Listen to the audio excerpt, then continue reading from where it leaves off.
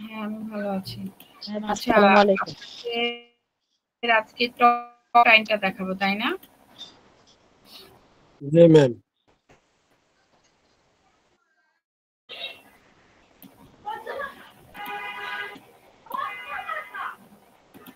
দেখেন স্ক্রিন দেখা যাচ্ছে?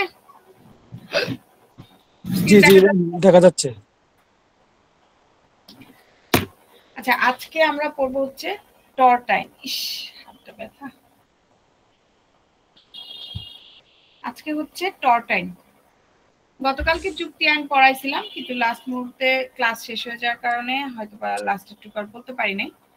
যাই হোক আজকে চেষ্টা করব পুরাটা একটু মানে টর টাইমটা শেষ করে ইম্পর্টেন্ট সাজেশনগুলো একটু বলে দাও। আচ্ছা টর টাইমে কি কি প্রতিকার পাওয়া যেতে পারে? আচ্ছা টর টাইম জিনিসটা কি একটু বলেন দেখি।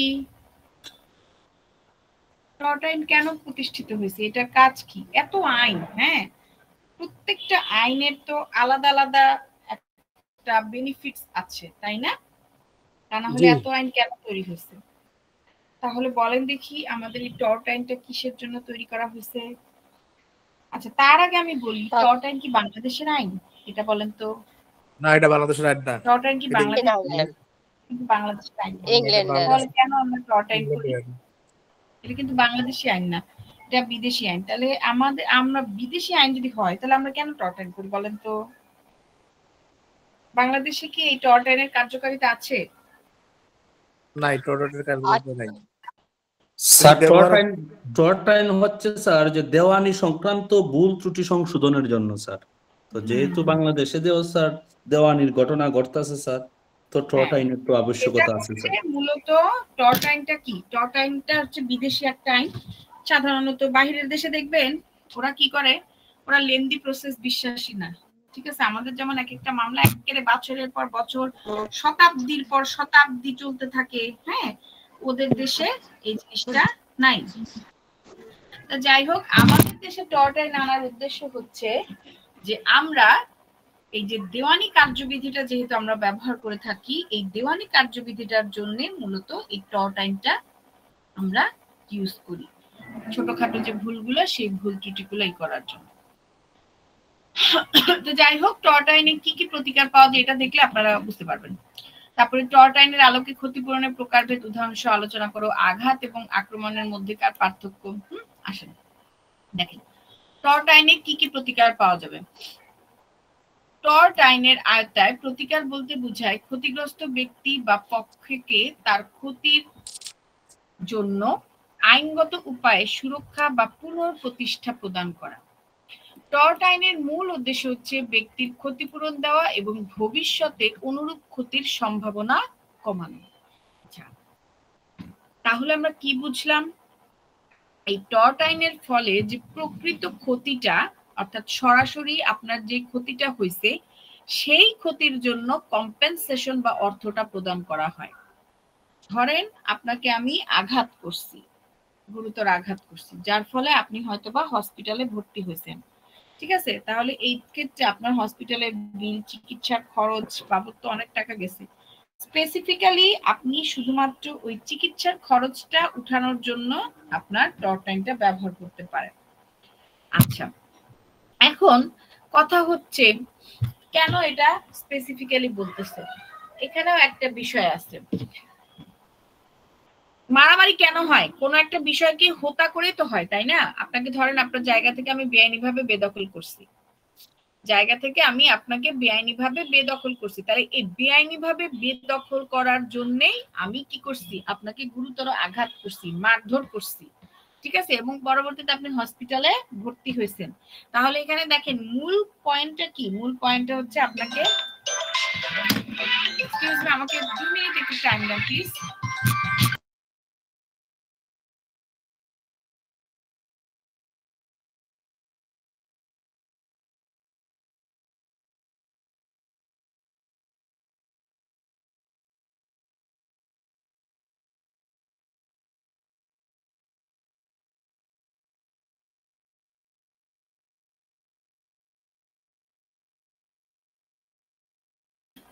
আচ্ছা তাহলে এইটা হচ্ছে আমাদের মূল বিষয়। তাহলে টর টাইম আপনার কি? তাহলে আমাদের এখানে মূল বিষয়টা কি? বেআইনি ভাবে বেদখল। ওকে, এটা ছিল মূল বিষয়। এটাকে হোতা করে কি করা হলো? আপনাকে আঘাত করা হয়েছে, আপনার সেই আঘাতের ফলে আপনি ক্ষতিগ্রস্ত হয়েছেন, ঠিক আছে? এবং আপনার যে চিকিৎসার সুরক্ষা বা চিকিৎসার খরচটা, এই খরচটা আপনি কি তার কাছ থেকে ক্ষতিপূরণ হিসেবে দাবি করতেছেন, স্পেসিফিক্যালি আপনার চিকিৎসার যে খরচ, অর্থাৎ আপনাকে যে ফিজিক্যালি ইনজুর্ড করেছে সেইটার জন্য। তাহলে এটাই বলছে যে দেওয়ানি আদালতের যে ভুল ত্রুটিটা, এই ভুল ত্রুটিটা সংশোধনেই টর্ট আইনটা কাজ করে থাকে, আর কিছু না। বুঝতে পারছেন? এই হচ্ছে ব্যাপার। আচ্ছা, দেখেন টর্ট আইনে প্রধানত 3 ধরনের প্রতিকার পাওয়া যায়। একটা হচ্ছে ক্ষতিপূরণ, একটা হচ্ছে নির্দেশনা বা আদেশ, আর একটা হচ্ছে পুনঃপ্রতিষ্ঠা, রেস্টিটিউশন। একটা জিনিস খেয়াল করে দেখেন, এই 3টা বিষয় কি দেওয়ানি আদালতের বিষয় না? আমরা পড়ি নাই ক্ষতিপূরণ বা ড্যামেজ? দেওয়ানি আদালতে কি বলছি আমরা? ক্ষতিপূরণের জন্য মামলা দায়ের করা যায়, পড়াইছিলাম, মনে আছে?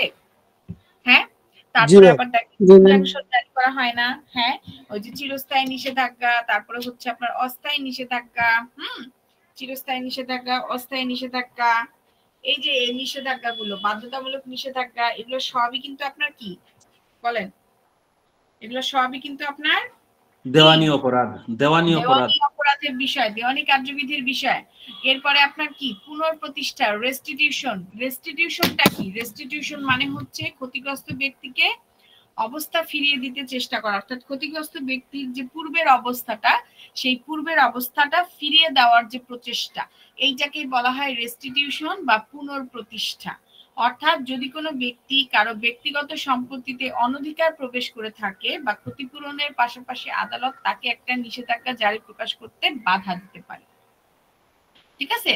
আচ্ছা, তাহলে আপনার সম্পত্তিতে প্রবেশ করে আমি আপনার কি করছি? অন্যায়ভাবে আপনার সম্পত্তি লাভ করছি, তাহলে এই জিনিসটা আমি আবার ফিরায় দিতে পারবো কিনা সঠিকভাবে? এটা ধরেন আপনার জায়গা সম্পত্তি, মানে আপনার জায়গার উপরে আপনি কি করছেন? ধান লাগাইছেন, সেই ধান গাছের উপরে আমি এমন ভাবে আগুন লাগাই দিছি যে ওগুলো আপনি কোনো কিছু করতে পারতেছেন না, আর কি আপনি বিক্রি করতে পারবেন না, মানে একেবারে নষ্ট, ওয়েস্ট করে ফেলছেন। তাহলে আমাকে আবার পূর্বের অবস্থায় ফিরিয়ে দেওয়া, আপনার জায়গাটা ওইভাবে ধান সহ ফিরিয়ে দিতে বলতেছে। এখন ধান সহ আমি কেমনে ফিরিয়ে দেবো? এটা কি সম্ভব? আপাত দৃষ্টিতে সম্ভব না। কিন্তু আমি যদি আবার আপনার জমিটাকে কি করি, উর্বর করে তারপরে সেখানে যদি ধান লাগাই, তাহলে সেই ক্ষেত্রে কিন্তু আমি আগের রেস্টিটিউশন, মানে আগের পূর্বের অবস্থায় আমি আপনার জায়গাটাকে ফিরিয়ে দিতে পারি। এইটা হচ্ছে রেস্টিটিউশন। তাহলে দেখেন, রেস্টিটিউশন বলেন, ইনজাংশন বলেন, আর হচ্ছে ড্যামেজের যে বিষয়টা বলেন, সবকিছুই কিন্তু আপনার কি আমাদের বলেন দেওয়ানি কার্যবিধির একটা অংশ বিশেষ। এই কারণেই বলা হয়েছে টর্ট আইনটা দেওয়ানি কার্যবিধির যে আপনার ভুল ত্রুটিগুলো, এগুলোকেই মূলত আপনার ডিক্লেয়ার করে থাকে। গেল।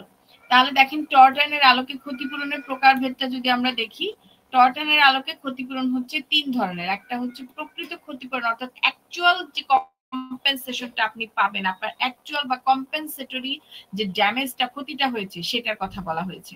যেমন দেখেন, কোনো ব্যক্তি যদি অন্যের গাড়িতে ইচ্ছাকৃতভাবে আঘাত করে এবং এই গাড়ির যদি ক্ষতি হয়, তাহলে গাড়ির মেরামতের জন্য যে টাকাটা দরকার, সেটাই হচ্ছে প্রকৃত ক্ষতিপূরণ হিসেবে আদায়যোগ্য। বুঝতে পারছেন কি বলছে?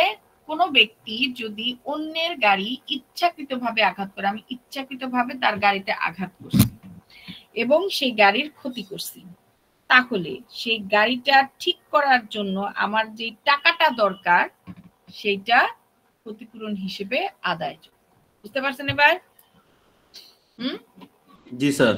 গাড়িটা ঠিক করতে, এখানে স্পেসিফিক্যালি আমার গাড়িটা ঠিক করার জন্য যে ক্ষতিপূরণটা দরকার, সেইটাই টর্টের মাধ্যমে আদায়যোগ্য। দণ্ডমূলক ক্ষতিপূরণ, এটা হচ্ছে আপনার কি এক্সেম্পলারি, আর হচ্ছে আপনার পিউনিটিভ ড্যামেজেস। মানে কি? মানে যেই ক্ষতিপূরণ অন্যভাবে আদায় করা যাবে না, শাস্তি বা ভবিষ্যৎ অন্যদের সতর্কতা হিসেবে ব্যবহার করা হয়। খুনের বদলে যদি আমি আপনার 1 লক্ষ টাকা দিয়ে বলি যে ভাই যা হয়েছে হয়েছে, ভুলে যান, আমি আপনাকে 1 লক্ষ টাকা দিলাম, ভুলে সব মিটমাট করে দেন, সম্ভব? সম্ভব? জি না স্যার, অবশ্যই না। না ম্যাম, সম্ভব না ম্যাম।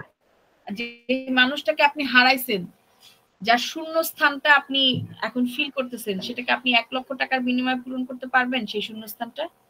জি না। সম্ভব? তাহলে এটার একমাত্র ক্ষতিপূরণ কখনোই হিসেবে আমরা সম্ভব না ম্যাম। শাস্তি, এইটার একমাত্র ক্ষতিপূরণ হিসেবে আমরা শাস্তিটাকেই প্রেফার করব, তাই না? এটাই হচ্ছে ব্যাপার। আচ্ছা, এরপর শুনছি তো, নাও এরপরে কি বলছে, ক্লাসের সময় এসে বিরক্ত করে। আচ্ছা, এরপরে কি বলা হলো দেখেন, এই যে দেখেন, কোন চিকিৎসক ইচ্ছাকৃতভাবে ভুল চিকিৎসা করে রোগীর ক্ষতি সাধন করলে আদালত চিকিৎসককে দণ্ডমূলক ক্ষতিপূরণ দিতে আদেশ দিতে পারবেন। এরপরে হচ্ছে আদর্শিক ক্ষতিপূরণ বা নমিনাল ড্যামেজেস। যখন কোনো আইনি অধিকার লঙ্ঘিত হয় কিন্তু বাস্তবে কোনো আর্থিক ক্ষতি হয় না, তখন সামান্য অর্থমূল্যের ক্ষতিপূরণ প্রদান করা হয়। এটি কেবল অধিকার ভঙ্গের স্বীকৃতি স্বরূপ দেওয়া হয়। মানে যদি অবৈধভাবে অপরের জমিতে প্রবেশ করেন কিন্তু জমির কোনো ক্ষতি আপনার হয় নাই, তবে ক্ষতিগ্রস্ত ব্যক্তি আদর্শিক ক্ষতিপূরণের দাবি করতে পারবে। সেটা বুঝতে পারছেন? অর্থাৎ কি বলা হয়েছে, অবৈধভাবে কারো জমিতে আপনি প্রবেশ করছেন, জাস্ট প্রবেশই করছেন কিন্তু আপনি কোনো ক্ষতি করে আসেন নাই, ঠিক আছে, অনধিকার গৃহ প্রবেশ যেটাকে বলা হয়, কোনো ক্ষতি করেন নাই, জাস্ট আপনি প্রবেশ করছেন। তাহলে জাস্ট আপনার যদি, যেহেতু আপনি অন্যের বাড়িতে প্রবেশ করছেন তার বিনা স্বীকৃতিতে যেহেতু আপনি প্রবেশ করছেন, কাজে এটা তো আপনার একটা অন্যায়, তাই না? তাই এটার জন্য একটা কি মানে কি বলে এটাকে, নরমাল, মানে নরমাল তো না, মানে হচ্ছে মিউচুয়ালি আন্ডারস্ট্যান্ডিং এর মাধ্যমে একটা ক্ষতিপূরণের টাকা দিয়ে দেওয়া হয়। এই হচ্ছে ব্যাপার। যে আপনাদেরকে কি কিভাবে বুঝাবে, আপনারাও বুঝেন ভালো মতোই। ওই যে ধরেন টিনেজার যে ছেলে মেয়ে, এদের মধ্যে ঝামেলা হয় না অনেক সময়, তখন গ্রাম্য মায় মতব্বরা কি করে, একটা নির্দিষ্ট ফিক্সড অ্যামাউন্ট ধরে কি করে দিয়ে সেটা মিউচুয়াল করে ফেলে মেয়ে পক্ষ। জি ম্যাম, বিয়ে দিয়ে মিউচুয়াল করে দিই। জি ম্যাম, বিয়ে দিয়ে দিই ম্যাম। এই ধর, হ্যাঁ হ্যাঁ, এই ধরনের ছোটখাটো যে জিনিসগুলো, এটাই বলছে, বুঝছেন? আচ্ছা, গেল।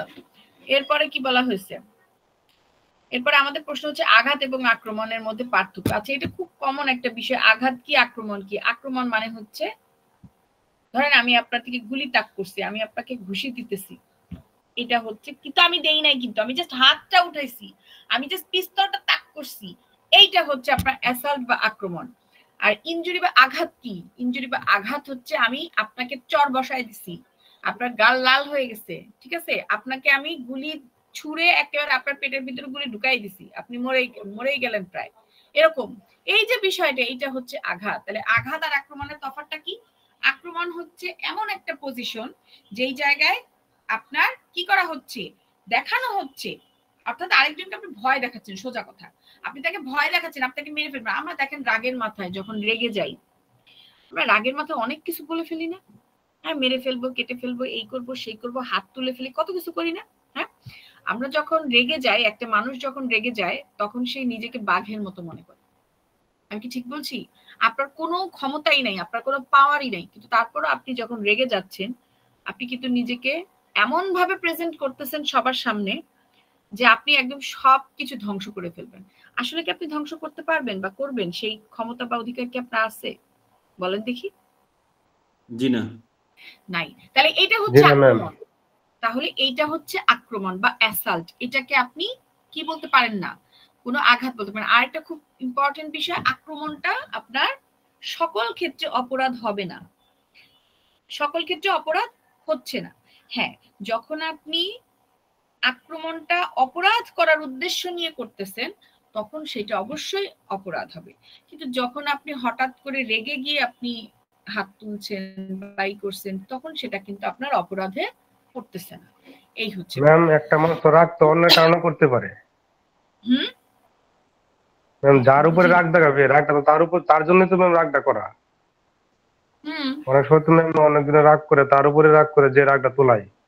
হ্যাঁ, ওটাই তো বললাম যে সকল ক্ষেত্রে আক্রমণ অপরাধ হিসেবে গণ্য হবে না। আবার ধরেন আপনি 2-3 দিন ধরেই, মানে কয়েকদিন, মানে কয়েক মাস, কয়েক বছর ধরেই আপনি আমাকে ই করতেছেন, আমার উপরে খালি আক্রমণ করতেছেন, আমাকে মেরে ফেলবেন, হুমকি দিতেছেন, ই করতেছেন, তাহলে দেখেন আপনি একটা জিনিস একবার হঠাৎ করে করা সেটা আলাদা ব্যাপার, সিচুয়েশন হিসেবে এটা আমরা ধরতে পারি।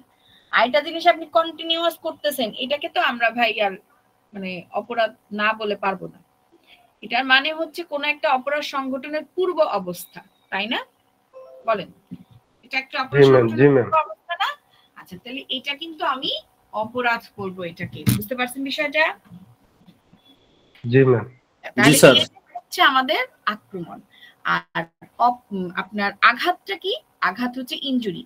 যখন এক ব্যক্তি অপর ব্যক্তিকে তার হাত বা কোনো অস্ত্র, সোজা কথা কোনো না কোনো কিছুর দ্বারা তাকে যখন বল প্রয়োগ করতেছে, তখন সেই ক্ষেত্রে সেটা হচ্ছে আপনার আঘাত বা ইনজুরি। বুঝতে পারছেন? অর্থাৎ তার ক্ষতি সাধন করতেছে, সেটা হচ্ছে আঘাত বা ইনজুরি। বুঝতে পারছেন এবার? হ্যাঁ জি ম্যাম। জি স্যার। তাহলে এরকম ভাবে দেখবেন, আশা করি বুঝতে পারবেন। আচ্ছা, এরপরে 2 নম্বর প্রশ্ন হচ্ছে পরার্থ দায় কি? পরার্থ দায়ের নীতিসমূহ আলোচনা করো। পরার্থ দায়ের ক্ষেত্রে ভৃত্যের দায় কিভাবে নির্ণয় করা যায়? একজন ভৃত্য এবং স্বাধীন ঠিকাদারের মধ্যে পার্থক্যটা কি?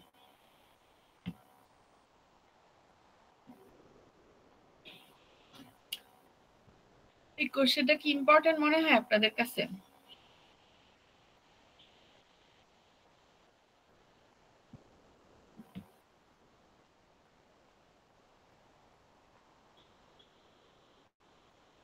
আচ্ছা, 2 নাম্বার কোশ্চেনটা আমার কাছে খুব একটা ইম্পর্টেন্ট লাগে নাই, তারপর আমি বুঝাই দিচ্ছি, সমস্যা নাই। 3 নাম্বারটা ইম্পর্টেন্ট, উৎপাত। এনিওয়ে 2 নাম্বারটা একটু আসি।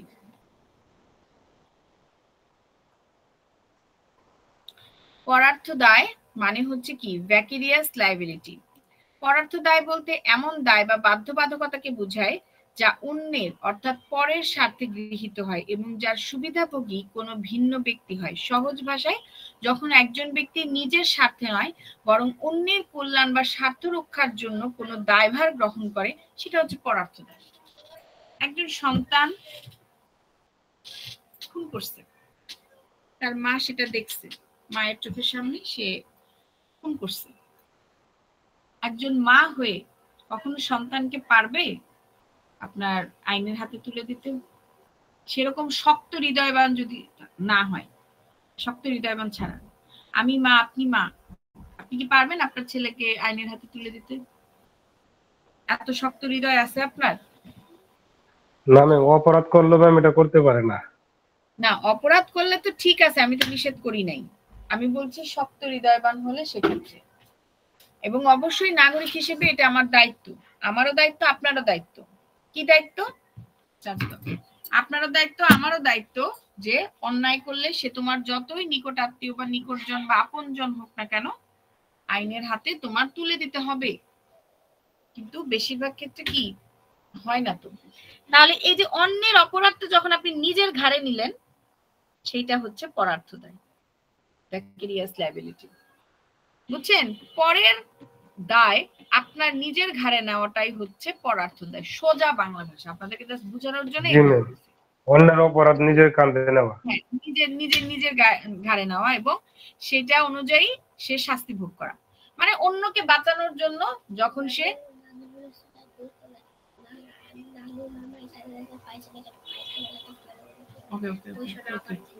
তাহলে কি বলা হলো? আপনার অন্যের দায়, অন্যের কে ই করার জন্য, রক্ষা করার জন্য যে আপনি কিটা করলেন, অর্থাৎ শাস্তিটা আপনি নিলেন, ঠিক আছে? সেইটা হচ্ছে আপনার পরার্থ দায়। দেখেন তাহলে পরার্থ দায়ের বৈশিষ্ট্যগুলো কি? সম্পূর্ণভাবে অন্যের উপকারের জন্য তৈরি করা হয়, অর্থাৎ দায় গ্রহণকারী নিজে সরাসরি সুবিধাভোগী নন, অর্থাৎ তার কোনো সুবিধা নাই এখানে। আমি অন্যকে বাঁচানোর জন্য কি করছি? নিজের গাড়ে আপনি শাস্তিটা নিয়ে নিছি, তাই না? ম্যাম এটা অপরাধ না ম্যাম? অবশ্যই এটা অপরাধ, কিন্তু এখানে তো সে একটা অন্যায়কারীকে সে বাঁচাই দিয়েছে ম্যাম, সে একটা অন্যায়কারীকে অপরাধ করে দণ্ডবিধিতে পড়াইছি না, যে অপরাধীকে যখন বাঁচানোর চেষ্টা করবে সেটারও কিন্তু শাস্তি আছে, আছে না? সেটারও কিন্তু শাস্তি আছে। যদি আপনি আলামত নষ্ট করে ফেলার চেষ্টা করেন বা আপনি লুকিয়ে রাখার চেষ্টা করেন, হ্যাঁ, অপরাধীকে জেনে শুনে, তাহলে সেটাও কিন্তু শাস্তিযোগ্য অপরাধ, অবশ্যই অপরাধ। যাই হোক, এটা যেটা বলতেছি সেটা দেখেন। তাহলে কি মিস, এই যে পরার্থ দায় কত ধরনের সংগৃহীত হয়? হ্যাঁ, পরার্থ দায় কত ধরনের সংগৃহীত হয় বলতেছি, আস্তে আস্তে সবই বলবো। দেখেন তাহলে দেখেন পরার্থ দায়ের বৈশিষ্ট্যগুলো কি? এটা সম্পূর্ণভাবে অন্যের উপকারের জন্য তৈরি হয় এবং দায় গ্রহণকারী ব্যক্তি, অর্থাৎ যে দায় গ্রহণ করতেছে সে সরাসরি কোনো সুবিধা, অর্থাৎ তার কোনো সুবিধা নাই এখানে, সে কোনো সুবিধা নিচ্ছে না। বিষয়বস্তু: পরার্থ দায় সাধারণত অর্থ বা সম্পত্তির বিষয় হয়ে থাকে। আইনের স্বীকৃতি, এটি আইন দ্বারা সুরক্ষিত থাকে এবং দায়িত্ব পালনে অবহেলা হলে আইন ব্যবস্থা নেওয়া যেতে পারে। এখানে মূলত দুই পক্ষ থাকবে, দায় গ্রহণকারী যিনি দায় নিচ্ছেন এবং সুবিধাভোগী যিনি মানে যার জন্য দায়টা নেওয়া হচ্ছে, এরকম। তাহলে দেখেন একটা উদাহরণ হিসেবে যদি আমরা বলি, দেখেন একজন অভিভাবক যখন, এই যে সন্তানের কথা বলতেছিলাম, একজন অভিভাবক যখন তার সন্তানের সম্পত্তি পরিচালনা করে, সেটাও কিন্তু পরার্থ দায়ের একটা উদাহরণ। আমি যখন 18 বছর না হওয়া পর্যন্ত আমার বাচ্চার সম্পত্তি পাওয়ার অফ অ্যাটর্নি হিসেবে আমি সেটা দেখাশোনা করব, এটাও কিন্তু একটা পরার্থ দায়। তাহলে এটা আবার অপরাধ হবে না। এখন আমি যদি তার সম্পত্তি দেখাশোনা করতে গিয়ে নিজের স্বার্থে ব্যবহার করি, আমার সন্তানের জন্য আমি যদি কিছুই না রাখি, সেইটা আবার অপরাধ। বুঝতে পারছেন? এই হচ্ছে ব্যাপার। তাহলে পরার্থ দায়ের মূল নীতিগুলা কি কি দেখেন। কর্তৃত্বের সম্পর্ক, relationship of master and servant. তাহলে পরার্থ দায় প্রতিষ্ঠিত হওয়ার জন্য নিয়োগকর্তা এবং অধীনস্থের মধ্যে প্রকৃত নিয়োগ সম্পর্ক থাকতে হবে, অর্থাৎ দুইজনের মধ্যে একটা সম্পর্ক থাকতে হবে। তো এরকম এইগুলাই দেখবেন আর কি। ভৃত্যের দায় নির্ণয়ের জন্য কয়েকটি মূল বিষয় আলোচনা করো। ভৃত্য মানে কি? মাস্টার, মাস্টার বা মালিক, অর্থাৎ মাস্টার এবং সার্ভেন্টের মধ্যে যে সম্পর্কটা, সেটা কেমন হতে হবে। প্রথমে দেখতে হবে যে মাস্টার এবং সার্ভেন্ট যে থাকবে তার মানে নিয়ন্ত্রণটা ছিল কিনা, অর্থাৎ তাদের মধ্যে প্রকৃতপক্ষে নিয়ন্ত্রণের সম্পর্ক আছে কিনা। যদি নিয়ন্ত্রণ থাকে, অর্থাৎ মান হচ্ছে আপনার কর্তৃপতি মানে কর্তৃত্ব, এগুলো যদি নির্দেশনা দান করে থাকে, তাহলে সেই ক্ষেত্রে অবশ্যই পরার্থ দায় সেক্ষেত্রে প্রতিষ্ঠিত হবে। কিন্তু বিষয়টা যদি এমন থাকে যে মালিক তাকে দিয়ে কোনো কাজ করাচ্ছে না, বা তার সাথে তার একটা সুন্দর সুসম্পর্ক তৈরি হয়েছে, অর্থাৎ সে তার সাথে দায়বদ্ধতা নাই, এরকম যদি হয়, তাহলে সেক্ষেত্রে সেটা পরার্থ দায় হবে না। যেমন দেখেন, একজন চালক যদি তার মালিকের নির্দেশে পণ্য ডেলিভারির সময় কোনো দুর্ঘটনা ঘটায়, তাহলে সেক্ষেত্রে মালিক দায় হবে। কিন্তু যদি চালক নিজের ব্যক্তিগত কাজে গাড়ি ব্যবহার করে দুর্ঘটনা ঘটান, সেক্ষেত্রে মালিক কিন্তু দায়ী হবেন না। আচ্ছা, আপনারা একটা জিনিস খেয়াল করছেন, এই যখন অ্যাক্সিডেন্ট হয়, বাস অ্যাক্সিডেন্ট হয়, ট্রাক অ্যাক্সিডেন্ট হয়, ড্রাইভারকে তো ধরেই, কিন্তু তার আগে কিন্তু ওই ট্রাক বা ওই বাসের যে মালিক, সেই মালিককে গ্রেফতার করে। দেখছেন, খেয়াল জিনিসটা করছেন? জি ম্যাম, জি ম্যাম, এটাই হয় ম্যাম। কেন হয়? এটাই করেন গাড়ি চালাইতে না, আমারে কেন ধরতেছেন না? আমার ড্রাইভার কাজটা অঘটন ঘটেছে, আমি কেন এর সাথে দায়ী হবে? এবং তাকে আপনার শাস্তি না দিলেও, মৃত্যুদণ্ড, যাবজ্জীবন কারাদণ্ড এগুলো না দিলেও, অন্ততপক্ষে জরিমানাটা কিন্তু তাকে দিতে হয়। একটা জরিমানা তাকে দিতে হয়। ধরেন আপনার যে আসামি, অর্থাৎ যে ড্রাইভারকেই মৃত্যুদণ্ড, যাবজ্জীবন কারাদণ্ড, 10 বছরের কারাদণ্ড, অর্থাৎ শাস্তি, কিন্তু মালিককেও কিন্তু জরিমানার টাকা দিতে হয় মোটা অঙ্কের। কি কারণে বলেন? ম্যাম, মালিকে তো প্রপার ট্রেনিং না দিয়ে এবং দক্ষ লোক না নিয়ে তাকে ড্রাইভার হিসেবে দিয়েছে। তাহলে দেখেন না, অনেক সময় এটা কোনো কথা না ভাই, অনেক সময় প্রপার ট্রেনিং দেওয়ার পরেও অকারেন্স ঘটে যায়, অ্যাক্সিডেন্ট বলে কয়ে আসে না। ঠিক আছে, অ্যাক্সিডেন্ট হতে পারে। আপনি অনেক বেশি, এই যে দেখেন আপনারা এত ভালো করে পড়াশোনা করে বার কাউন্সিল পরীক্ষা দিতে যান, তারপরে দেখা যায় যে আপনারা পাস করতে পারেন, তাহলে তার মানে কি এটা আপনি প্রপার ট্রেনিং নিয়ে যান নাই? গেছেন তো। অ্যাক্সিডেন্ট মানুষের জীবনে ঘটতে পারে, এটা নিয়ে বলতে পারেন না। বিষয়টা সবাই ধারণা করে আর কি। বিষয়টা হচ্ছে মালিকের নির্দেশে যখন সে গাড়ি চালাচ্ছে, হ্যাঁ, এবং সে ডিউটিকালীন থাকা অবস্থায়, ডিউটিরত থাকা অবস্থায় সে যদি একটা অঘটন ঘটায় ফেলে, এবং সেটা যদি আপনার এমন হয় যে আপনার মানে সে ট্রাফিক আইন না মেনে সে উল্টা রাস্তা দিয়ে গাড়ি চালাইতেছিল, ঠিক আছে, সেই অবস্থায় যদি মারা যায় পথচারী বা আপনার যেই হোক না কেন, সেই ক্ষেত্রে মালিক এবং আপনার কি বলে এটাকে ড্রাইভার দুইজনই সমানভাবে দায়ী। কিন্তু যদি বিষয়টা এমন হয় যে ওই লোক মানে মালিকের নির্দেশ অনুযায়ী গাড়িটা যে চালাচ্ছিল ড্রাইভার যথেষ্ট সচেতন ছিল এবং সে যথাযথভাবে ট্রাফিক আইন মেনেই গাড়িটা চালাচ্ছিল, কিন্তু যে পথচারী সেই সামনে এসে পড়ছে। কিছু মানুষ রাস্তা পার হওয়ার সময় দেখবেন মানে কোনো হাত তার নাই, মানে দৌড়ের উপরে থাকে, তারা এতটাই ব্যস্ত, ফুটওভার তো ব্যবহার জি ম্যাম, জি ম্যাম, উল্টা তারা এতটাই ব্যস্ত, গাড়ি সমানে ফ্লো দিয়ে চলতেছে, সে ওই দিক থেকেই দৌড়াচ্ছে, সিগন্যালের অপেক্ষা করে না। থাকে না কিছু মানুষ এরকম?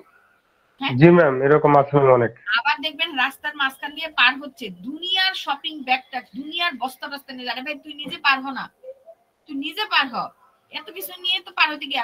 ইভেন আমি যখন এত কিছু নিয়ে পার হব, তাহলে সেক্ষেত্রে আমি সিগন্যালের অপেক্ষা করি, ডান হাত বাম, এগুলো তো ছোটবেলায় আমাদের বাচ্চাদেরকেও শেখানো হয় যে ডান হাত বাম হাত দিয়ে তারপরে তুমি যাবা, সবুজ সিগন্যাল করলে ই করবা, লাল রেড সিগন্যাল করবে দাঁড়াবা, নাকি আমিও ভুলে গেছি, যাই হোক জেব্রা ক্রসিং ইউজ করবা, এগুলো আমাদের বলা হয়। তাহলে এগুলো মেনে চলো, কিন্তু চলে না। তাহলে সেই ক্ষেত্রে দেখেন, একজন ড্রাইভার যখন সঠিকভাবে ট্রাফিক আইন মেনে গাড়ি চালাচ্ছে, সেই ক্ষেত্রে যদি তার হাতে কোনো অ্যাক্সিডেন্ট হয়ে যায়, সেটার জন্য কিন্তু আমরা ড্রাইভারকে এবং মালিককে কি করতে পারি না, বলেন, দায়ী করতে দোষারোপ করতে পারি না। হ্যাঁ, তখন কিন্তু আমরা দোষারোপ করতে পারবো না।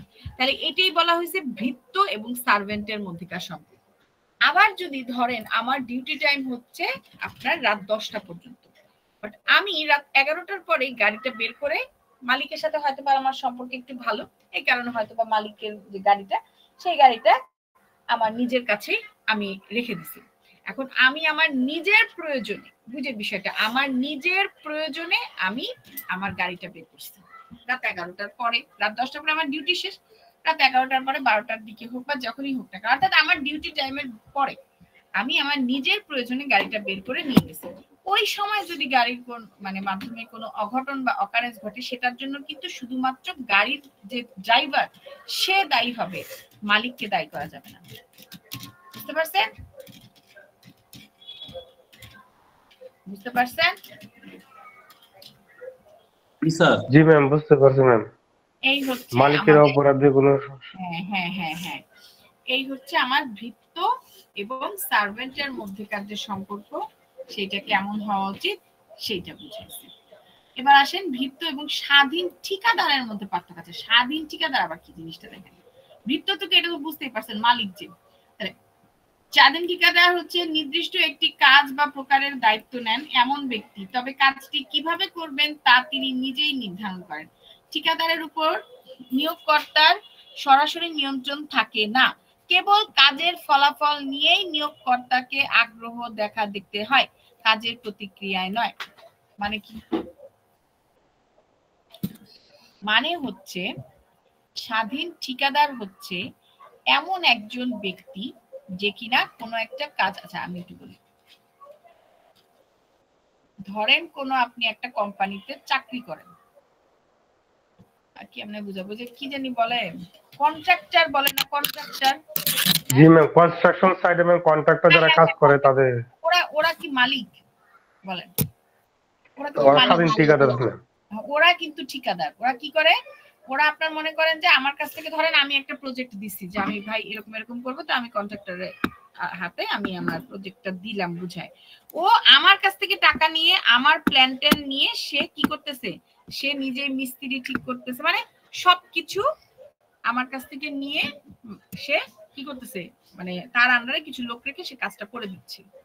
তাহলে এইটা হচ্ছে ঠিকাদার। তাহলে ঠিকাদার কি আপনার কি স্বাধীনভাবে কাজ করতেছে না? জি জি ম্যাম, সে স্বাধীন, সে নিজের ইচ্ছার মতো কাজ করে বা টাকাটা ক্লায়েন্টে দেয়। হ্যাঁ হ্যাঁ, টাকাটা ক্লায়েন্ট দিচ্ছে, কিন্তু যাবতীয় হ্যাঁ ক্লায়েন্টের প্ল্যান মোতাবেকই সে কাজ করতেছে, কিন্তু সবকিছুই সোজা বাংলা ভাষায় দালাল যাদেরকে বলা হয়। এই যে দেন, এই যে কোর্টে আপনি যান, ধরেন আপনার আশেপাশের একজন, আপনি জানেন যে অমুকের ছেলে বা অমুকের মেয়ে একজন উকিল, সেই সুবাদে আপনি তার কাছে গেছেন, কিন্তু সে মূলত মানে তার সেই কি বলবো, তার সেই অ্যাবিলিটি নাই কোর্টে এই করে, শিক্ষানবিশ কি আপনার মামলা লড়তে পারবে না। সে কি করবে, সে আপনার কাছে দেখাচ্ছে যে হ্যাঁ আমি এই করি সেই করি, আমরা আশা হয় এটা ক্ষেত্রে আমাদের লয়ার মহলে এগুলো হয়, চলে। তো যাই হোক, কিন্তু সে কি করতেছে, সে সিনিয়রের কাছে নিয়ে আইসা মামলাটা ই করতেছে। তাহলে সে এখানে দালাল হলো না, ঠিকাদার হলো না? বলেন। জি ম্যাম, থার্ড পার্টি হয়ে এসে কাজ করতেছে, এই হচ্ছে ব্যাপার। আচ্ছা জান, এবার আসি থার্ড পার্টি যারা তারাই ঠিকাদার হিসেবে থাকে। জি জি জি জি, এক্স্যাক্টলি। এখন আসেন আমরা আইনি সম্পর্কটা একটু বোঝার চেষ্টা করি। ভৃত্য কর্তৃক কাজ করতে গিয়ে যদি কোনো অন্যায় বা ক্ষতির সৃষ্টি হয়, ঠিক আছে, তাহলে সেই ক্ষেত্রে আইনি দায়ভার নিয়োগকর্তার উপর সরাসরি বর্তাবে। আইনের দৃষ্টিতে ভৃত্য এবং নিয়োগকর্তার মধ্যে এক ধরনের মাস্টার এবং সার্ভেন্ট রিলেশনশিপ হবে। স্বাভাবিক, আপনার সাথে আমার সম্পর্ক, মানে আপনি আমি দুজনে মিলে ডিল করছি, এখানে কোনো থার্ড পারসন নাই। আপনি ফার্স্ট পারসন, আমি সেকেন্ড পারসন, বা আমি সেকেন্ড পারসন, আপনি ফার্স্ট পারসন, এরকম। এখন আপনি যদি আপনারে বলি যে আমি এই কাজটা করাবো আপনাকে দিয়ে, ঠিক আছে, এই মর্মে আমি আপনাকে 1 লক্ষ টাকা দিলাম, আপনি গিয়া আরেকজন, সবাই কি ক্লিয়ার শুনতে পাচ্ছেন? হ্যাঁ কি, এখন আপনি যদি আরেকজনকে দিয়ে টাকা দেন, ঠিক আছে, এবং তারে দিয়ে মানে আপনি নিজে কিছু টাকা রাখলেন এবং তাকে অল্প টাকার মধ্যে দিয়ে কাজটা করায় ফেলেন, তাহলে ক্ষেত্রে আপনি হচ্ছেন ঠিকাদার। ঠিক আছে, তো সোজা কথা, ভৃত্য এবং নিয়োগকারী কর্মকর্তা, ঠিক আছে, এদের দুইজনের মধ্যেকার সম্পর্ক হবে মাস্টার এবং সার্ভেন্ট, এবং কাজ করতে গিয়ে যদি কোনো আইনি সমস্যার সম্মুখীন হয় তারা, তাহলে সেই ক্ষেত্রে সোজা কথা সরাসরি আপনার কি হবে বলেন, সরাসরি আইনের সাহায্য তারা পাবে, অর্থাৎ আইনি ত্রুটির কোনো আইনের সাহায্য নিতে পারবে। হ্যাঁ, ত্রুটির যদি কোনো জটিলতার সৃষ্টি হয় তাহলে সেক্ষেত্রে আইনি সহযোগিতার মাধ্যমে তারা সেটা সমাধান করতে পারবে। এখানে বাদী বিবাদী দুইজনই আছে। আচ্ছা, এরপরে কি বলতেছে দেখেন, স্বাধীন ঠিকাদারটা কি দেখেন, স্বাধীন ঠিকাদারের নিজস্ব কোনো একটা দায়িত্ববোধ থাকে, তিনি তার কাজ কোনো ভুল করলে নিজেই আইনি দায় বহন করবেন। নিয়োগকর্তা এখানে কোনো ত্রুটি বা ইসের মধ্যে জড়াবেন না। ওই যে আপনার সাথে আমার ডিল হয়েছে, ঠিক আছে, এখন ইনি কে ভাই, ইনারে তো আমি চিনি না, চিনি না, তাহলে সে যদি কোনো ভুল করে তাহলে সেক্ষেত্রে সেটার জন্য কি আমি দায়ী? হ্যাঁ, আমি কি এই লোকের ব্লেম করব? না, আমি আপনাকে ব্লেম করব, কারণ আপনার সাথে আমার ডিল হয়েছে, আমি কি চিনি আপনি কারে কারে দিয়ে কাজ করাইছেন? করি নাই তো, তাহলে এটাই বলছে আর কি। আচ্ছা, উপার্জন ব্যবস্থা সেম আর কি, এই যে দেখেন, তারপরে একটু বলি, ভৃত্য সাধারণত নিয়মিতভাবে মাসিক বেতন, দৈনিক মজুরি এবং নির্দিষ্ট সময় ভিত্তিক বেতনভুক্ত হয়ে থাকে। আর স্বাধীন ঠিকাদার যিনি থাকবেন তিনি হচ্ছেন তার কাজ এবং প্রকল্পের উপর টাকা পাবেন। একটা প্রজেক্ট কাজ করাইছেন, 1 লাখ টাকা নিছেন, আপনার প্রজেক্ট শেষ, আপনার হাতে টাকা শেষ, এরকম ওয়ান কাইন্ড অফ বিজনেস। ঠিকাদারের কাজটা হচ্ছে ওয়ান কাইন্ড অফ বিজনেস, সোজা কথা। জি ম্যাম, স্মল বিজনেসম্যান, প্রোডাক্ট আছে, টাকা আছে, প্রোডাক্ট নাই, টাকা নাই, তাহলে এই জন্যই বলা হয়। এবং বিজনেসম্যানদেরকে আমরা কি বলি? স্বাধীন বলি না বিজনেসম্যানদেরকে? জি ম্যাম, বিজনেস স্বাধীন, 9 to 5 জব করে। হ্যাঁ, তারা হচ্ছে আপনার একটা ইসের মধ্যে বাউন্ডেড থাকে। হ্যাঁ, আপনি সেখানে সে তার নিজের যে ইচ্ছা শক্তি সেটার বিকাশ সে ঘটাইতে পারে না, মালিকের কথা মতো তাকে চলতে হয়। কিন্তু যারা বিজনেসম্যান তারা কি স্বাধীন, আজকে মন চাইলে অনেক বেশি কাজ করার, অনেক বেশি কাজ করার মন চাইছে, আমি কাজ কইরা আমি ধরেন আজকে 1 লক্ষ টাকা ইনকাম করছি, মন চাইতেছে আমি আগামী 1 সপ্তাহ কোনো কাজ করব না, ঘুমাইলাম, আমার কেউ কিছু বলতে পারবে? এরকম করে অনেকে, আমার কেউ কিছু বলতে পারবে? কারো সাহস আছে? নাই।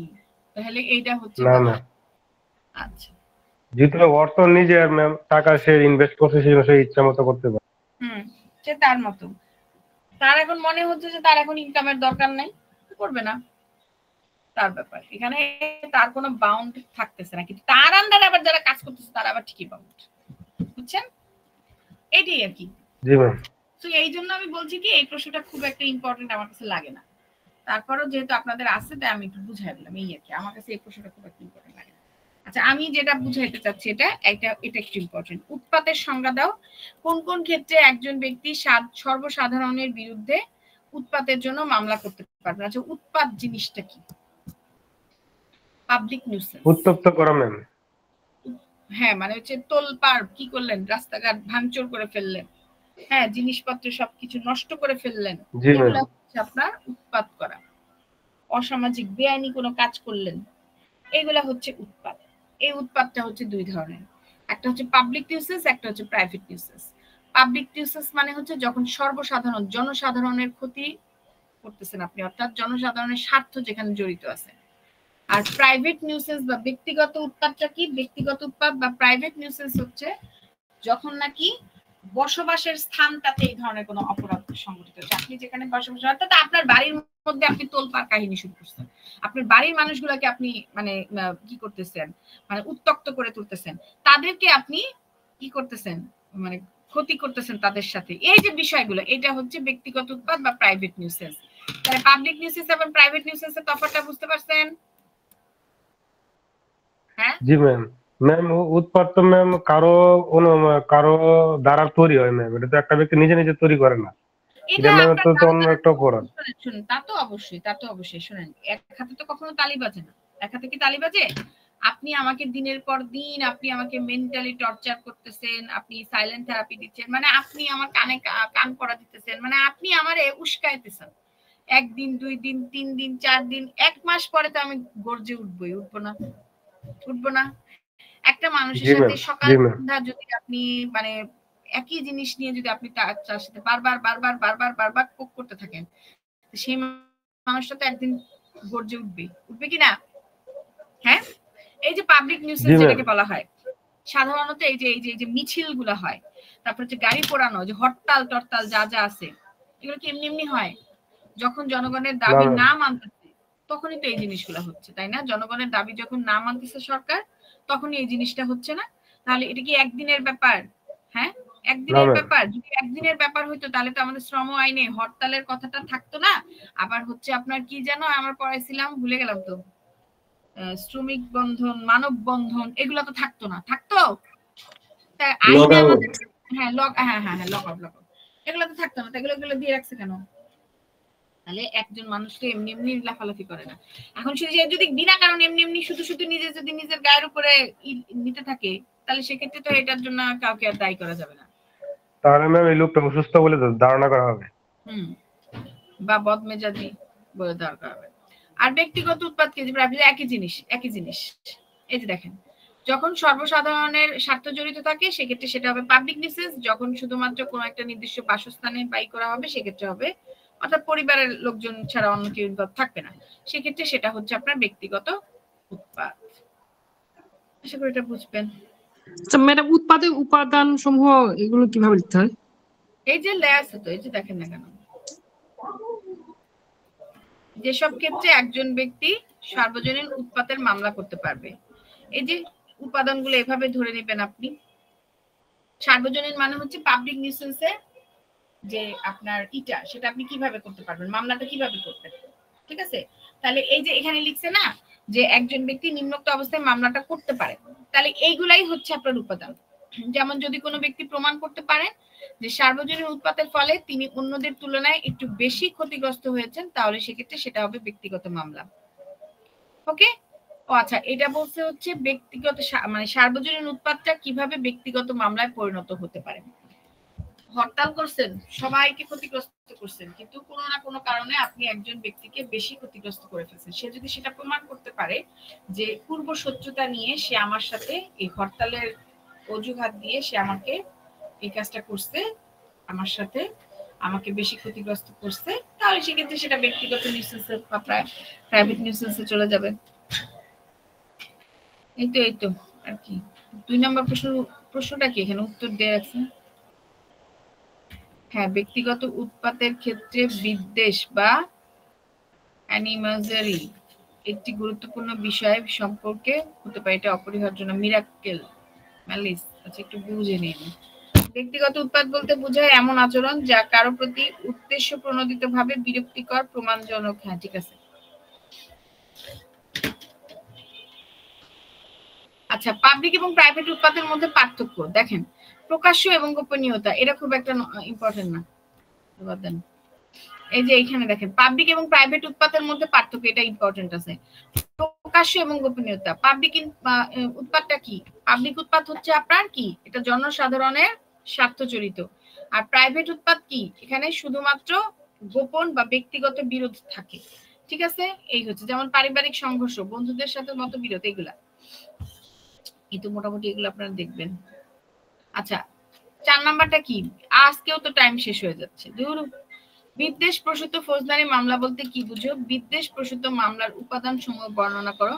বিদ্বেষ প্রসূত ফৌজদারি মামলা এবং কৃত্রিম বন্দির মধ্যে পার্থক্য বলো। জিনিসটা কি দেখেন, বিদ্বেষ প্রসূত ফৌজদারি মামলা জিনিসটাকে একটু বুঝি। এই বিদ্বেষ প্রসূত ফৌজদারি মামলা বলতে বোঝাচ্ছে এমন একটা মামলা যা উদ্দেশ্যমূলকভাবে কারো ক্ষতিগ্রস্ত করা হয় বা হয়রানি করার জন্য দায়ের করা হয়, যেখানে মূল যে উদ্দেশ্য সেই উদ্দেশ্যটা ন্যায় বিচার চাওয়া নয়, বরং ব্যক্তিগত শত্রুতা এবং প্রতিহিংসা। এই ধরনের মামলাগুলো সাধারণত অভিযোগের সত্যতা নিয়ে সন্দেহ থাকে, মামলার পিছনে ব্যক্তিগত শত্রুতা এবং ক্ষতির অভিপ্রায় থাকে, এবং অনেক সময় মামলা করার উদ্দেশ্য হয় অভিযুক্ত ব্যক্তিকে সামাজিক বাঁচা। আচ্ছা, আপনার সাথে আমার শত্রুতা, জন্মগত শত্রুতা যারে বলা হয়। আমি জন্ম থেকে আমি আপনারা দেখতে পারি না, জাস্ট কথা বুঝায় বলতেছে, অন্যদিকে নেবেন না, ঠিক আছে? আপনার সাথে আমার ব্যক্তিগত শত্রুতা আছে। এখন হঠাৎ করে আপনার মানে সাথে কোনো একটা জায়গা নিয়ে আমার ছোট্ট একটা বিরোধ হয়েছে, ছোট্ট একটা বিরোধ, এটার জন্য মামলা করা লাগে না, কিন্তু আমি ওই ছোট্ট একটা ঘটনাকে কেন্দ্র করে আমি আপনার বিরুদ্ধে একটা ফৌজদারি মামলা দায়ের করে দিলাম, তাহলে এইটা হচ্ছে বিদ্বেষমূলক ফৌজদারি মামলা। অর্থাৎ এই জায়গায় বেশিরভাগ ক্ষেত্রেই একটা মিথ্যা মামলা থাকে, বিশেষ করে আপনার পারিবারিক মামলাগুলো এরকম হয়ে থাকে। হাজবেন্ড ওয়াইফের মধ্যে ঝগড়া বিবাদ হয়েছে, জাস্ট একটা ছোটখাটো চড় থাপ্পড় এরকমই হয়েছে, আর কিচ্ছু না। এইটার জের ধরে কি নারী নির্যাতনের মামলা দায়ের করে দেওয়া হলো, তাহলে এই যে বিষয়টা, এটা কি একটা বিদ্বেষমূলক ফৌজদারি মামলা হয়ে গেল। এটা কিন্তু মিউচুয়ালি আন্ডারস্ট্যান্ডিং এর মাধ্যমে, এখন ঝগড়া হয়েছে 2 মিনিট পরে বা 2 দিন পরে বা 2 মাস পরে কিন্তু অটো ঠিক হয়ে যাবে। কিন্তু পরিবারের লোকজন, আশেপাশের যে শুভাকাঙ্ক্ষী যারা থাকেন আর কি, এই শুভাকাঙ্ক্ষীরা মিল্লা কি করে এই ধরনের একটা ট্র্যাপের মধ্যে ফালায় দেয়, ঠিক আছে? তাহলে এইগুলো হচ্ছে ইগো নিয়ে কাজ করে, হ্যাঁ, বিদ্বেষমূলক ফৌজদারি মামলা। বুঝতে পারছেন? অর্থাৎ এই মামলাগুলোর ক্ষেত্রে বেশিরভাগই অভিযোগের সত্যতা নিয়ে সন্দেহ থাকে, মানে একটা মিথ্যা অভিযোগ দায়ের করা হয়, এবং মামলার পিছনে যদি আমরা ভালো করে তদন্ত করি দেখা যায় কোনো না কোনো ভাবে ব্যক্তিগত শত্রু থাকে। অর্থাৎ যেই ব্যক্তি উস্কাইছে, পার্টনারকে উস্কাইছে যে মামলাটা করার জন্য, দেখা যাচ্ছে কোনো না কোনো ভাবে তারই একটা ব্যক্তিগত শত্রুতা রয়ে গেছে। বুঝতে পারছেন? এই হচ্ছে ব্যাপার। সহজভাবে ন্যায় বিচার, এটার উদ্দেশ্য ন্যায় বিচার চাওয়া না, এটার উদ্দেশ্য হচ্ছে আমি প্রতিশোধ নিতেছি, তার একটা বিপদের মধ্যে ফেলায়, মানে আমি সরাসরি তার সাথে বিরোধে যাব না, কিন্তু তারে আমি অন্য আরেকজনের মাধ্যমে বা অন্যভাবে তারে আমি শাস্তি দিয়ে প্রতিশোধ নিয়ে আমি মজা পাবো। জি ম্যাম, এগুলো অহংকার, ইগো, এগুলো কাজ করে। এইটাই হচ্ছে বিদ্বেষমূলক মামলা। এটা ন্যায় বিচার চাওয়ার বিষয় না, এটা হচ্ছে ওরে আমি ক্ষতি করব, ওর বিরুদ্ধে আমি প্রতিশোধ নিব, এটাই হচ্ছে এটার মূল বিষয়। বুঝতে পারছেন? আমি অলরেডি বলে ফেলেছি। তারপরে দেখেন, 2 প্রতিবেশীর মধ্যে জমির সীমানা নিয়ে দীর্ঘদিন ধরে বিবাদ চলছে। একদিন এক প্রতিবেশী অপর প্রতিবেশীর বিরুদ্ধে একটা মিথ্যা অভিযোগ থানায় মামলা করে যে সে নাকি জমি দখল করতে এসে মারধর করেছে তাকে, কিন্তু আসলে কোনো মারধরের ঘটনাই ঘটে নাই, কেবল প্রতিশোধ নেওয়ার জন্য বা হয়রানির উদ্দেশ্যে এই মামলাটা দায়ের করা হয়। তাহলে এই ধরনের মামলাকেই বলা হয় ফৌজদারি মামলা, বিদ্বেষপূর্ত ফৌজদারি মামলা। এবার বুঝছেন? জি ম্যাম। তাহলে বিদ্বেষপূর্ত মামলার যে উপাদানগুলো, এই উপাদানগুলোটা কি কি বুঝলেন? মামলাটা শুরু হয় একটা ফৌজদারি বা দেওয়ানি মামলার মাধ্যমেই শুরু হয়, কিন্তু এই জায়গায় মূল উদ্দেশ্য কি থাকে? প্রতিহিংসা, অহংকার, বিদ্বেষ, অন্যায়ভাবে কোনো সুবিধা ভোগ করা। এই আবার কি ভূমিকম্প হচ্ছে? ম্যাম আজকে তো ভূমিকম্প হচ্ছে না। আর বলেন না, ওই দিনের ভূমিকম্প হওয়ার পরের থেকে আমার মনের মধ্যে এমন ভয় ঢুকছে, তারপরে আবার যে 5ই ডিসেম্বর হবে শুনছি, খালি একটু নড়াচড়া করলে। ম্যাম 3বার ভূমিকম্প হয়েছিল ম্যাম। হ্যাঁ ম্যাম 3বার ভূমিকম্প হয়েছিল, 20 তারিখ হয়েছিল, তারপরে 21 তারিখ হয়েছিল ম্যাম। দেখলাম যে 5 তারিখে ঢাকার মধ্যে বড় ধরনের একটা ভূমিকম্প হবে। এই জি ম্যাম, ওটা বলছিল আর কি। ভয় ঢুকছে, একটু মানে নড়াচড়া করলে মনে হয় যে এই ভূমিকম্প হলো নাকি। আচ্ছা যাই হোক ম্যাম, 5 তারিখে নাকি ম্যাম 7.5 মাত্র ভূমিকম্প হওয়ার কথা। হ্যাঁ শুনছি তো, কি যে করবো আল্লাহ জানে। কিন্তু ভূমিকম্পের তো এরকম আগে থেকে সতর্ক বার্তা দেওয়া যায়। সতর্ক বার্তা তো দিচ্ছি, একটা আইডিয়া করে সতর্ক বার্তা দিচ্ছে আর কি, কিন্তু আগে দেওয়ার সিস্টেম নাই। এগুলো হচ্ছে গুজব, এগুলা ধরে আমাদের লাভ নেই, আমরা আগাই, আমাদের এখন সময় নেই হাতে, ঠিক আছে? আচ্ছা এবার দেখেন তাহলে মামলাটা শুরু হয় এইভাবে। ওকে, এটা পারবেন, এটা বোঝানোর কিছু নাই, এটা হচ্ছে বিদ্বেষমূলক মামলা। আচ্ছা এবার কি দেখেন, এবার হচ্ছে ট্রেসপাস কেস। আচ্ছা ট্রেসপাস এটা কি? এটা হচ্ছে আপনার মনে করেন যে কারো সম্পত্তিতে বা কারো সত্ত্বের উপর আপনি যদি অবৈধভাবে প্রবেশ করেন, যারা আমার ই ক্লাসটা করছে, দণ্ডবিধির ক্লাস করছে, তারা এই সম্পর্কে খুব ভালো মতো আইডিয়া পাইছে। হ্যাঁ, এখন তো সময় নেই, নাহলে আমি আপনাদেরকে ভালো করে আবার বুঝাইতাম। ট্রেসপাস মানে হচ্ছে অনধিকার গৃহপ্রবেশ বা অনধিকার প্রবেশ, অনুপ্রবেশ। অন্যের বাড়িতে আপনি তার পারমিশন ছাড়া প্রবেশ করতে পারবেন না। আপনার সাথে আমার যত ভালো সম্পর্ক থাকুক, আপনি কি আমার বাড়িতে আমার পারমিশন বিনা পারমিশন আপনি প্রবেশ করতে পারবেন? পারবেন না। আপনি যদি বিনা পারমিশনে বা জোরপূর্বক ধাক্কাধাক্কি করে যদি আপনি আমার বাড়িতে প্রবেশ করেন, তাহলে সেটা আপনার জন্য একটা কি অপরাধ। এই অপরাধটাকেই বলা হয় ট্রেসপাস। বুঝতে পারছেন? এবার এখন সকল ট্রেসপাসই আপনার অপরাধ না, আবার না সরি, আর ট্রেসপাস হচ্ছে শুধুমাত্র অনধিকার গৃহপ্রবেশ। এই জায়গায় আপনি হয়তো কোনো অপরাধ বা কোনো ক্ষতি আমার করেন নাই, কিন্তু আপনি আমার বাড়িতে আমার পারমিশন ছাড়া যেহেতু প্রবেশ করছেন বা আমি জোরপূর্বক যেহেতু প্রবেশ করছেন, সো এটা একটা অপরাধ। আর হচ্ছে অপরাধমূলক মানে হচ্ছে কোন একটা অপরাধ করার উদ্দেশ্য নিয়ে আপনি আমার বাড়িতে প্রবেশ করছেন। সেটা হতে পারে চুরি, সেটা হতে পারে ডাকাতি, খুন, ধর্ষণ, এনি হয়। তো এটা হচ্ছে অপরাধমূলক অনধিকার গৃহপ্রবেশ বা ক্রিমিনাল ট্রেসপাস যেটাকে বলা হয়। আর শুধু ট্রেসপাস যেটা, সেটাকে বলা হচ্ছে আপনার কি, সেটা হচ্ছে যখন অন্যের বাড়িতে আপনি বিনা পারমিশনে প্রবেশ করতেছেন সেটা। এবার বুঝতে পারছেন? এই ট্রেসপাস হচ্ছে 3 ধরনের। একটা হচ্ছে trespass to person, trespass to goods, trespass to land. মানেটা কি দেখেন, যখন মারধর বা বেআইনি আটক করার উদ্দেশ্য নিয়ে আপনি কোনো ব্যক্তিকে ধরার জন্য তার বাড়িতে প্রবেশ করলেন, সেই ক্ষেত্রে সেটা হচ্ছে trespass to person. Trespass to goods, মালপত্র অবৈধভাবে অর্থাৎ চুরি, ডাকাতি, ছিনতাই, এগুলোর জন্য আপনি যখন কারো বাড়িতে প্রবেশ করলেন সেইটা। ট্রেসপাস টু ল্যান্ড, অপরের জমিতে যখন আপনি অনুপ্রবেশ করলেন বা অনধিকার গৃহপ্রবেশ করলেন, সেইটা হচ্ছে ট্রেসপাস টু ল্যান্ড। এবার বুঝতে পারছেন বিষয়টা? আচ্ছা, তাহলে ট্রেসপাসের বৈশিষ্ট্যগুলো কি? হ্যাঁ, কিছু বললেন? ম্যাম বুঝতে পারছি ম্যাম। আচ্ছা, ট্রেসপাসের বৈশিষ্ট্য কি? ইচ্ছাকৃতভাবে বা অবহেলাজনিত ভাবে এটি হতে পারে, ক্ষতির অস্তিত্ব অপরিহার্য নয়, কেবলমাত্র অধিকার লঙ্ঘনের চেষ্টা করা হয়। এই তো এইগুলা মূলত, আর কিছু। আশা করি বুঝতে পারছেন, পারবেন এটা। এরপর হচ্ছে অবহেলার সংজ্ঞা, নেগলিজেন্স জিনিসটা কি? আচ্ছা, অবহেলা বা নেগলিজেন্স এটা তো কম বেশি সবাই বুঝেন না? এখন অবহেলা আমরা সবাই জানি, অবহেলা সম্পর্কে অনেক অনেক ধারণা আমাদের মাথার মধ্যে আসে। এখন এই অবহেলা বা নেগলিজেন্স মানে হচ্ছে আইনগত অবহেলা বা নেগলিজেন্স। আপনাকে আপনার পরিবারের কোন পার্সন আপনাকে অবহেলা করতেছে, সেইটা আপনি এই আইনগত নেগলিজেন্স বা অবহেলা বলতে পারতেছেন না। তাহলে আইনগত অবহেলা বা নেগলিজেন্স জিনিসটা কি? যেমন তামাদি আইনে আমরা পড়ছি অপারগতার সংজ্ঞা, ঠিক আছে? অপারগতা বলতে কত অপারগতা বলতেছে, তাই না?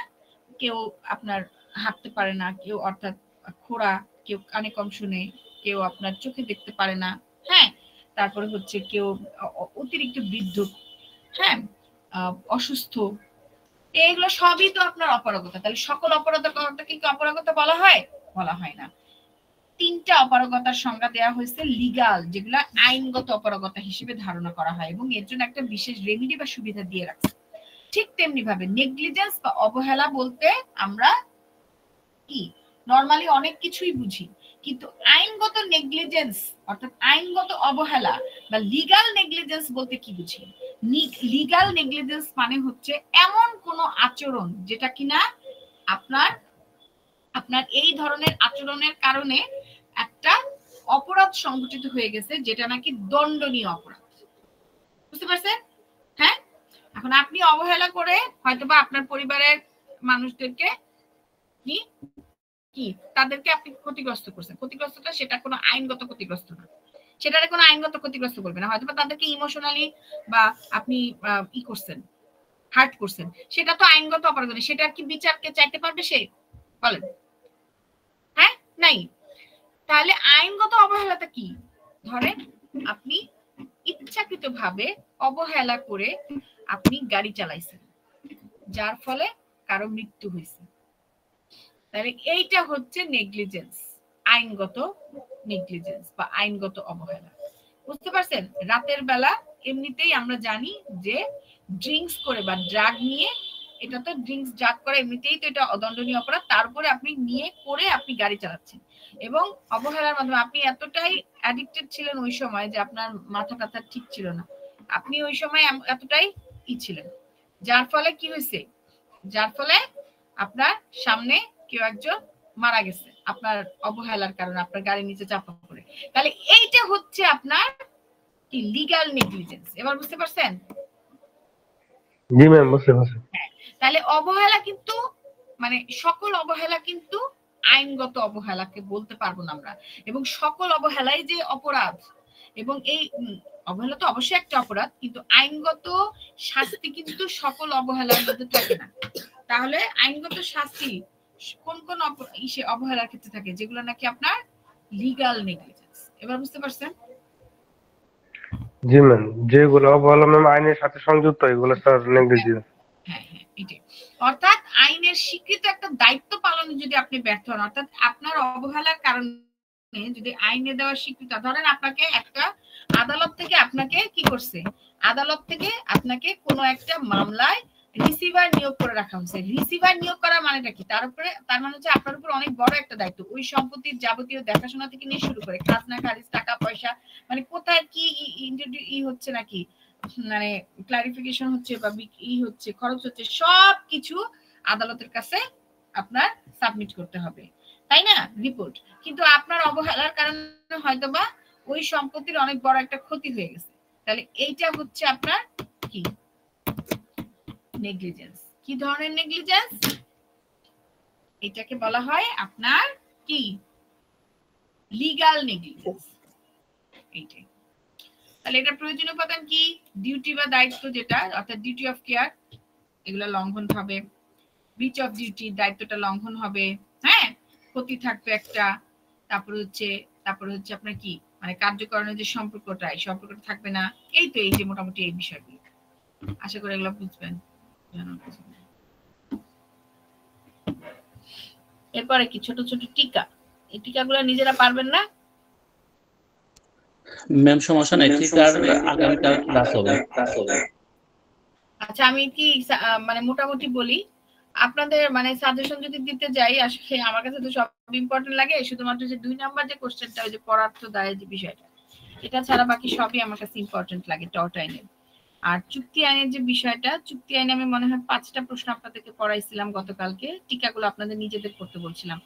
টিকাগুলো অবশ্যই আপনারা দেখবেন, আর 5টা প্রশ্নের মধ্যে আমার কাছে 5টাই ইম্পর্টেন্ট লাগে। আসলে আমি মানে সাজেশন দেওয়ার পক্ষপাতিত্ব না, এবং আপনাদেরকে যে সাজেশন সহ নোটটা দেয়া হয়েছে, আমার মনে হয় এর থেকে ছোট করাটা উচিত না। আমার পার্সোনাল জি ম্যাম, দেখছি। এটা আমার পার্সোনাল অপিনিয়ন। এর থেকে ছোট করা আসলে মানে ছোট প্রিপারেশন নিয়ে যদি আপনি পরীক্ষার হলে ঢুকেন, তাহলে আমার মনে হবে যে এটা অনেক বড় একটা রিস্ক হয়ে যাবে আপনাদের জন্য। ঠিক আছে? সো একটু কষ্ট করে আমার মনে হয় সবগুলা একটু দেখে ধারণাটা নিয়ে যাবেন, যাতে বাকিটা আপনি নিজে সুন্দর করে লিখতে পারবেন। That's it. জি ম্যাম, অনেক অনেক ধন্যবাদ ম্যাম, আপনি আমাদেরকে এত সুন্দর ক্লাস উপহার দেওয়ার জন্য।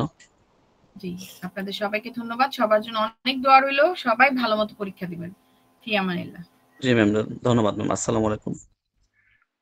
ধন্যবাদ ম্যাম। কালকে ইনশাআল্লাহ আমাদের চুক্তি এবং টট আইনের উপরে টিকাগুলা প্রথমে ক্লাস হবে, আর পরবর্তীতে আপনাদের প্রশ্নগুলা থাকবে অ্যাডভোকেট তানভীর আহমদ সজীব স্যারের কাছে।